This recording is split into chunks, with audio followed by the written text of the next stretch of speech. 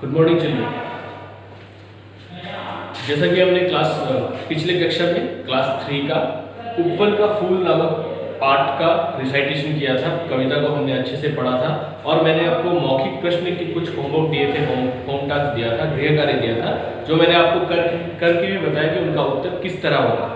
तो आज देखिए, आप बोर्ड पर देख सकते हैं, लिखित प्रश्नों के मैंने उत्तर लिखे हैं। 3 प्रश्न है, क ख ग।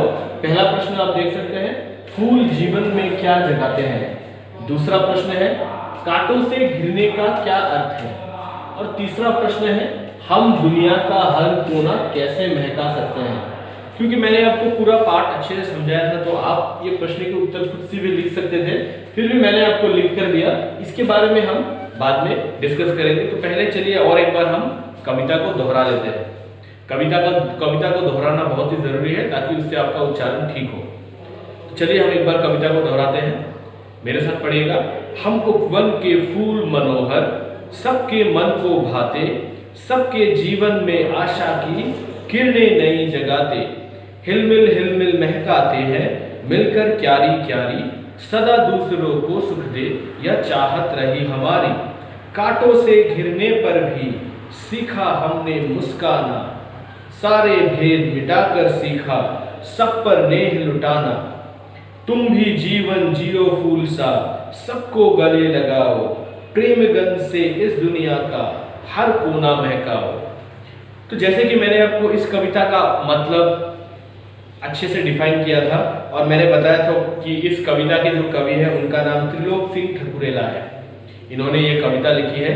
मैंने इस कविता के बारे में आपको बताया था कि इस कविता में फूलों के बारे में बताया गया है। फूलों को बच्चों के साथ उदाहरण देकर बताया गया है, किस तरह बच्चे और फूल एक समान हैं और किस तरह आप बच्चे फूलों से बहुत कुछ सीख सकते हैं, जैसे एक साथ मिलजुल कर रहना और अपने प्रेम गंध को दुनिया का हर कोने तक महकाना।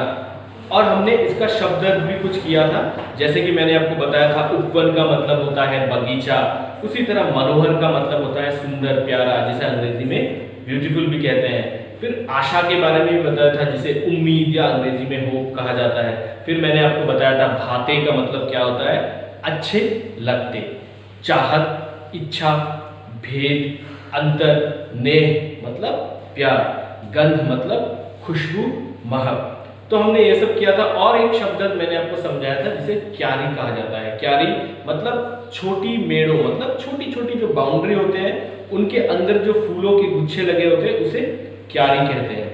तो हमने ये सब किया था। साथ ही साथ हमने मौखिक प्रश्नों के उत्तर भी किए थे, जिसमें पहला प्रश्न था, फूल सबके मन को क्यों भाते हैं।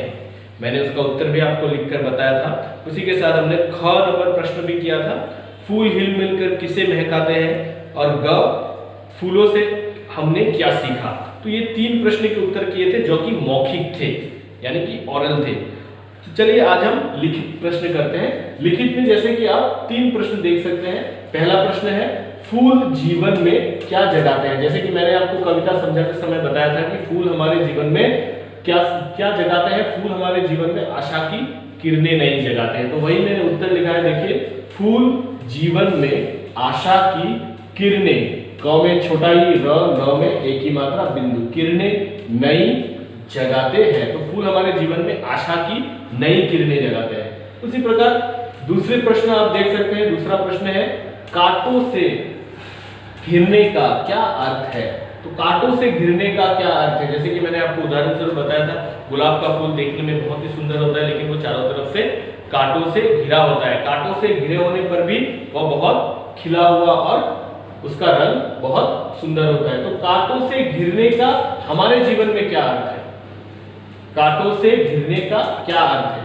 तो कांटों से घिरने का अर्थ है जीवन में मुसीबतों से घिरना। मुसीबत स्पेलिंग आप देख लीजिए, म में छोटा ऊ, स में छोटा ई, ब, त में ओ की मात्रा, मुसीबतों से घिरना। तो कांटों से घिरने का अर्थ है यहाँ पर कांटों से घिरना। जिस तरह फूल कांटों से घिरने पर भी बहुत सुंदर लगते हैं, उसी तरह आप बच्चों को भी कांटों से घिरने पर भी, मतलब मुसीबतों से घिरने पर भी हमें हमेशा खुश मिजाज रहना चाहिए।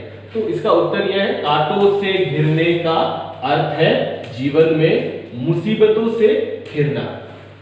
तो ये हमारा पहला और दूसरा प्रश्न हो गया। अभी तीसरे प्रश्न में आप देख सकते हैं, हम दुनिया का हर कोना कैसे महका सकते हैं। तो हम दुनिया का हर कोना कैसे महका सकते हैं, जैसे कि फूल जो बगीचे का हर कोना महकाता है किस तरह से, अपने गंध से, सुगंध से, उसी तरह हम दुनिया का हर कोना कैसे महका सकते हैं।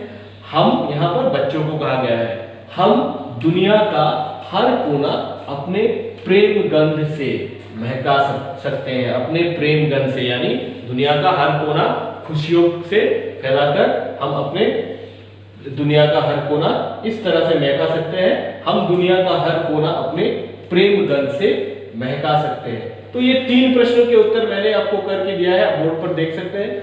उसी प्रकार लिखित और एक प्रश्न है जो कि घ नंबर है। प्रश्न में पढ़ देता हूं आपको, यह कविता हमें क्या संदेश देती है। तो प्रश्न है, यह कविता हमें क्या संदेश देती है। तो हमने मौखिक के जो आखिरी प्रश्न किया था, फूलों से हमने क्या सीखा, तो उससे लगभग मिलता है। इस प्रश्न के बारे में मैं आपको उत्तर कल बताऊंगा, आप कोशिश करिएगा कि आप घर में खुद से करें। और इस कक्षा को मैं यहीं पे समाप्त करता हूं। कल हम इसी पाठ से कुछ नए अभ्यास करेंगे, जैसे कि सही उत्तर पर टिक का चिन्ह लगाओ और फिर कुछ रिक्त स्थान भरिए और पर्यायवाची शब्द। तब तक के लिए धन्यवाद।